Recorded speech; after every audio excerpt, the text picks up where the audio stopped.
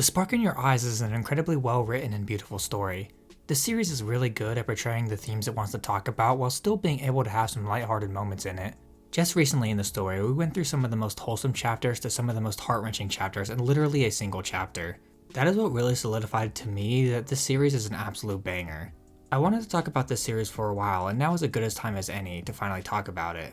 But before doing that, if you could, it would be awesome if you could leave a like on this video and subscribe to the channel. The goal this year is to hit 1,000 subs, and this would help out a lot. Plus, you get weekly anime videos on a bunch of different topics and series to enjoy.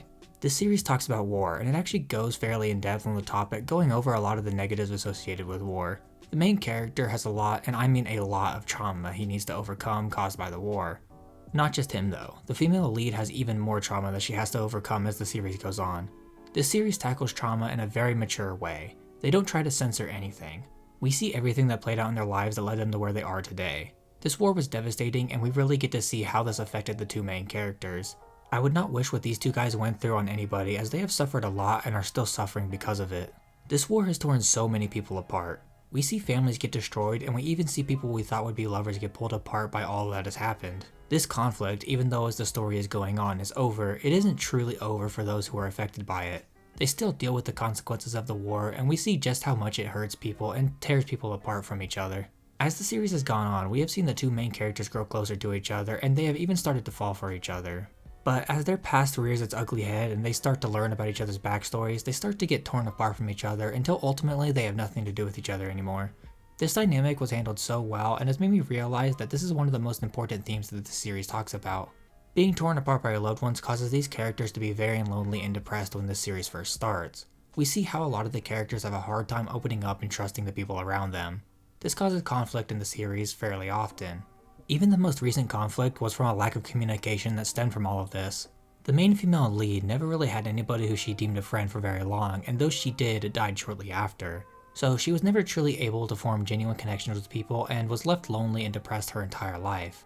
And the main character, he is someone who lost everything in his homeland, so he traveled to the enemy nation to start a new life, but there he found nothing but hostility from the people around him, and so when he finally did find good people, it was hard for him to start forming a real bond with them. This depression and loneliness is something that we see on full display throughout the series. They don't shy away from showing the characters' dark moments and their horrible thoughts. This makes the characters really relatable and makes you want to root for them to get better. Okay, so as I mentioned just a second ago, the main character was met with a lot of hostility when he traveled to a different country because of the war. He looks different from the people in the country he traveled to, and because of that, he was often persecuted for it. And we still see how prominent the hatred is on both sides. And I love how this series does not shy away from making the characters have flaws and biases that they need to overcome as they learn to open up and start to form genuine connections. You should never judge somebody based off what they look like or where they're from, and this series drives that point home. As almost everybody who has met the main character in this series, after initially hating him for where he was from, they grew to genuinely like him and be friends with him, which I think is one of the best things this series does. So, in talking about all the darker stuff the series likes to talk about, there is one thing this series talks about that I really like. So the series is really good at tearing people apart, but is also good at bringing people together.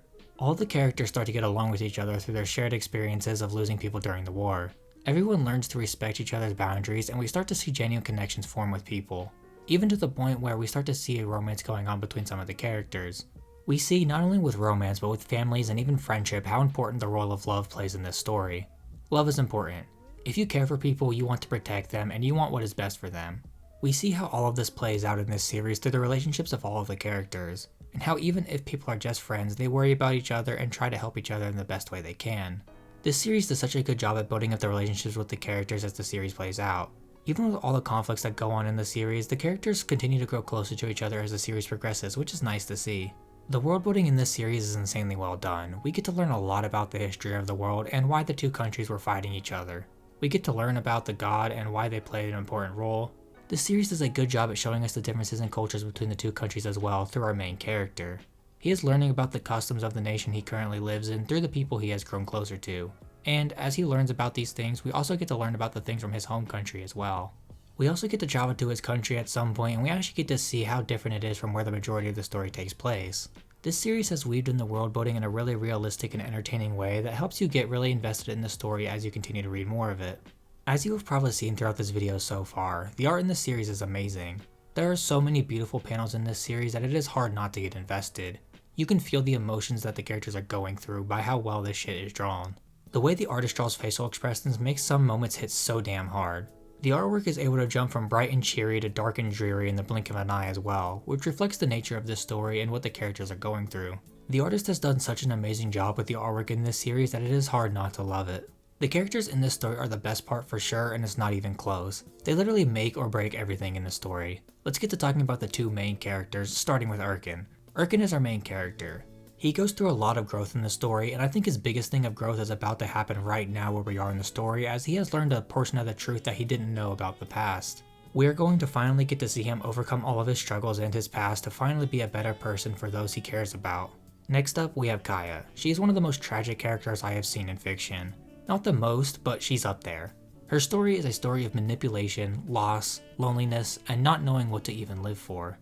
She struggles, and she does eventually find a reason to live again, but as all things go in this story, that gets taken away from her as well.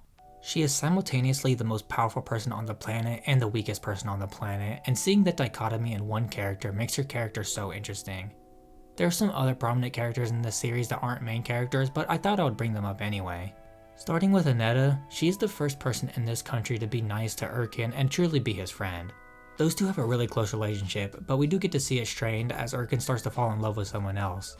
There, she starts to talk to a different character, and we have slowly seen them grow a little closer as the series has gone on. Aneta is the bright and cheery character that this series needed to not make the whole series a dark and disturbing mess. She brings joy to not only the readers, but the characters inside the story as well. Tyrion is another one of these characters, and like Erkin and Kaya, he is a flawed individual with a dark past. We have seen him grow from a naive, prejudiced kid pretending to play soldier to a genuinely kind-hearted and good-willed soldier. However, with recent events of the story playing out, it is worrying that he might be regressing a little bit, but I have faith in him to not be a piece of shit. But I guess only time will tell. There is one last character who I thought I would like to briefly bring up, and that is Griselda, the last surviving member of Kaya's closest circle during the war and her closest confidant. She is very loyal, strong-willed, and just in general really fucking strong. She has a lot of trauma and PTSD from her time in the war, and she will probably never really fully recover from it. But we have seen her open up to people more and more as the story has gone on, and show affection for more people than just Kaya. The characters in this series are next level good and make this series so much better than it ever needed to be. The Spark in Your Eyes is an insanely good series. This webtoon has been one of my many highlights of my Friday evenings. Every time it updates, I get excited to read the next chapter. This series is insanely well put together, and I love every second of reading it, so why don't you give it a shot if you've never heard of it before. I know I lightly spoiled something in this series, but I promise there is so much more that this series has to offer. Even with everything I said in this video, you will find more to love about this series if you choose to read it.